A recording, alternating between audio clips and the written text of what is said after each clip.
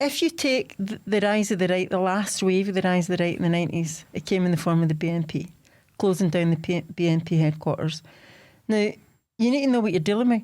In that phase of the rise of the right, there was lots of attacks, racist attacks in that area in Welling where the BNP headquarters were.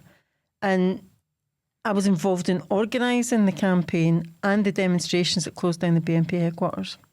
And that was what needed. We had to come onto the street and we had to say, this is not what's going to happen.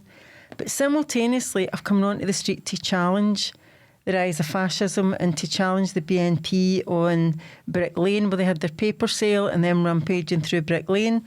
We went onto the streets and we ran them off of their pitch and made 50,000 people who came and said, this is unacceptable. That's how they presented their ideas then. But simultaneously with that, Derek Beacon got elected in Tower Hamlets, the very first BNP councillor in Britain. And how do you deal with that? Going onto the streets is not the answer to that. When you've got a first past the post system and he gets a majority of the vote and he gets elected, yeah, you can challenge them when they're standing in the streets in Tower Hamlets. Yes, I was there at his first council meeting when we occupied it and prevented the meeting going ahead, but that's not how you're going to deal with it. So you have to go around the doors and chap the doors and talk to people. And when people come to the door and they say something racist or they say something homophobic or they say something sexist or whatever, how does the left deal with that?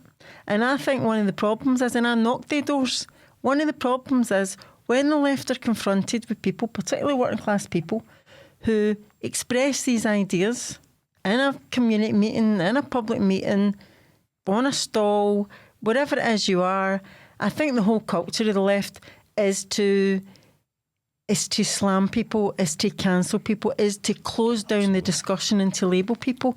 And it does my head in, by the way, because that's not the way that we're going to... Derek Beaton lost his seat, but that was only because we had to stand on doorsteps and stand in the street in Bethnal Green and go through the arguments.